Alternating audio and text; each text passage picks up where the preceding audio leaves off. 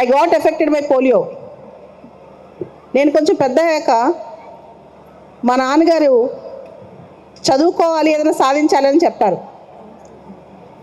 నేను civil services pass అయ్యి ఒక అమ్మాయి ఎలాంటి స్థితిలో ఉన్నా సరే తను ఏదైనా సాధించగలదు అని నిరూపిద్దామని చెప్పి సివిల్ సర్వీసెస్ ఇంటర్వ్యూ దాకా ఢిల్లీ వెళ్ళాను. నేను ఢిల్లీ వెళ్ళినప్పుడు కొన్ని సందర్భాల్లో చాలా కోచింగ్ సెంటర్స్కి మెట్లు ఉండేవి అన్నమాట. నేను ఎక్కగలిగే పరిస్థితి ఉండేది కాదు. చాలా సందర్భాల్లో మా పేరెంట్స్ అక్కడున్న వాళ్ళకి డబ్బులు ఇచ్చి నన్ను పైకి ఎత్తిచ్చేవాళ్ళు. కొన్ని సందర్భాల్లో కింద పడిపోయేదాన్ని. అలా కింద పడిపోయినప్పుడు నేను చాలా ఇన్సల్ట్గా ఫీల్ అయ్యి మా నాన్నతో ఒక మాట చెప్పాను, నాన్న నా వల్ల కాదు, ఇంతమంది ముందు నన్ను హేళన చేస్తున్నారు, నేను నడవలేకపోతున్నాను, ఇంటికి వెళ్ళిపోదామని. మా నాన్న ఏం చెప్తారు తెలుసా,